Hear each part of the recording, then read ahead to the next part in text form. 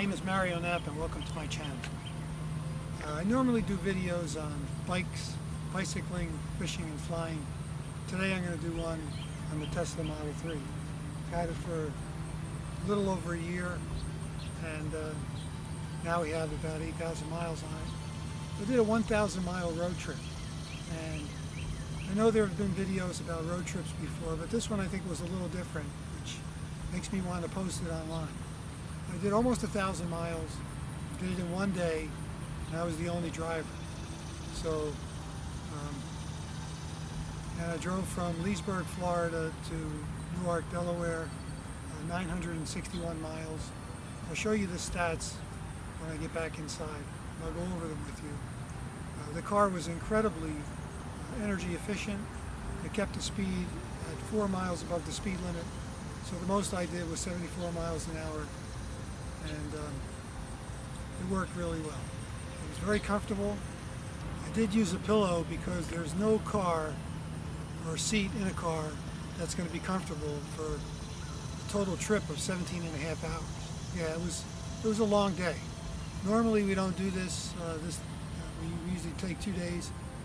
We took 2 cars. The Tesla was normally kept in Florida in the summer months, but this year, because of COVID-19, we're not sure when we're going back. So we drove down to get it. So it was just stood down there, maybe stood there a couple of weeks. Then we turned around and came back. My wife drove her car, and I drove Model 3. We normally don't drive by ourselves. My wife and I usually drive together, and she does most of the driving actually. So it was a real chore for me to do 17 and a half hours. But as I said, the car ran extremely well. I don't have autopilot. I have auto steer, and I use that almost exclusively the whole trip. I did have one issue in DC when we were driving through long shadows. It was around 6, 7 o'clock at night, 7, 8, and the car went into phantom braking. And luckily, there were cars behind me. My wife wasn't behind me at the time, luckily, or I would have heard about it. I just jammed on the accelerator and kind of kicked out of it. So I don't know what caused it. I suspect it was a long shadow that came across the road and it got confused for a car. But Tesla, you really got to fix that. I can't believe people are going to use autopilot and take their hands off the wheel and not be paying attention during a long trip. We took 4 stops. There are plenty of rest stops or charging stations along the coast, along 95. It gets a little dicey in South Carolina.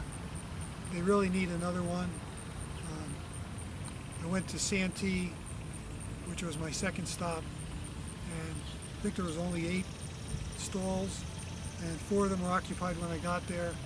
So I had to occupy a shared power line with another guy, and luckily it cleared out soon after I got there, and I was able to move the car, get my own power source, and the charge didn't take too long. I averaged around 36 minutes for the 4 stops, which isn't bad at all. One of the things you got to keep in mind, if you're planning a trip like this, go in your car and get an idea of where the stops are going to be, and also the time for the stops. I think the amount of time it estimates is just enough mileage to get you to the next charging stop, and I didn't feel comfortable doing that, so I always kept it a little longer. I would maybe get an extra 50 to 70 miles on the battery icon, and that made me feel comfortable. And you'll see from the efficiency, sometimes I beat what the battery icon was predicting my mileage range would be. So as I said, the car is incredibly efficient if you drive it smart, and I'll show you in a second. I have to get it out of the car. But I used a pillow, and I'll show you what that is right here.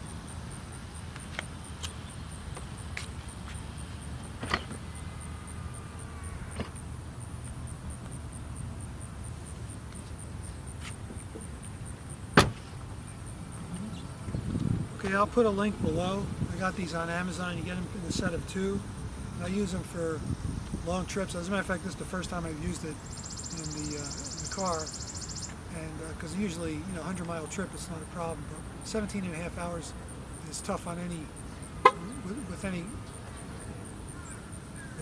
car seat in the car. And these come in sets of 2 from Amazon. They're not expensive. I don't know what they are, but they're worth their weight in gold. I use them for kayak fishing as well. So, okay, so stay tuned. I'll go over the stats and I'll do a little more annotation at home. Thanks. Okay, first of all, I want to thank TESLab application for getting me all this data, tracking all the stops and all the legs for me on the trip. First of all, I started with a full charge at 320 miles, and I had it scheduled to leave at 3:30 a.m., but the car wasn't ready, and I think it took time at the top end to balance the batteries using the BMS. So give yourself some extra time if you're going to fully charge it to start a trip. And you can see the 5 legs. There were 4 stops: Kingsland, Santee, Fayetteville, and Glen Ellen, Virginia. The efficiency went from 90% to 107%. And I'm not sure exactly why. For the stop in Kingsland, the battery was, I guess it was, the car was preparing the batteries for the charge that was going to happen at Kingsland. It was preconditioning the batteries. That was the only time. I think after that, I never saw that come on the screen. And I think that's because the batteries were hot at that point. You can see my average speed was 63 miles an hour at the beginning because I was on 301 a lot. And then the second 2 legs were 73 and 72. And then 68, we started hitting traffic through Richmond. And then after Richmond, after the last stop at 52 miles an hour average speed, we got stuck in stop-and-go traffic. So stop-and-go traffic can actually help your efficiency. At this point, we're at 107. So clearly you see a relationship between efficiency and average speed, and that's no surprise. Wind resistance takes its toll on efficiency.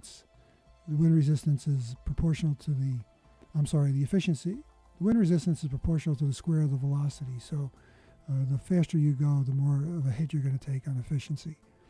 The gas money saved was something that came out of the TESLab app. I think I put in $2.50 a gallon when I first set it up. And of course, it's less than that now. And the total trip was 17.3 hours, driving time 14.9 hours, and the average stop time for each of the 4 stops was 36 minutes.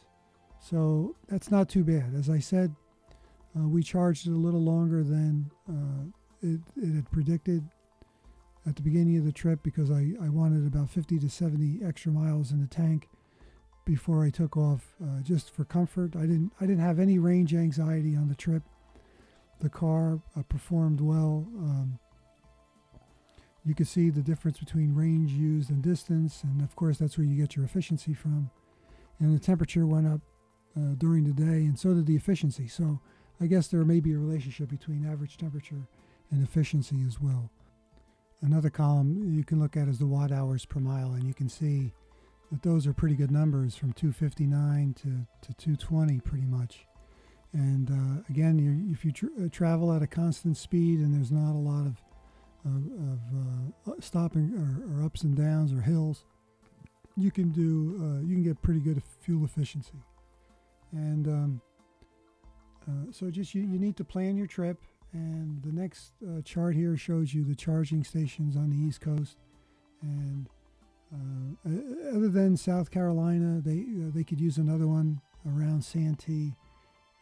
There's not a lot of stops. So, and I started out in Central Florida. You'll see the route right here, and then it goes up the East Coast and to Newark, Delaware, where there's, of course, in the Northeast, there's a lot of charging stations. So again, no range anxiety. You could plan a nice, safe trip. And if you have any questions about an issue that I didn't cover, leave a question in the comments and I'll try to answer them.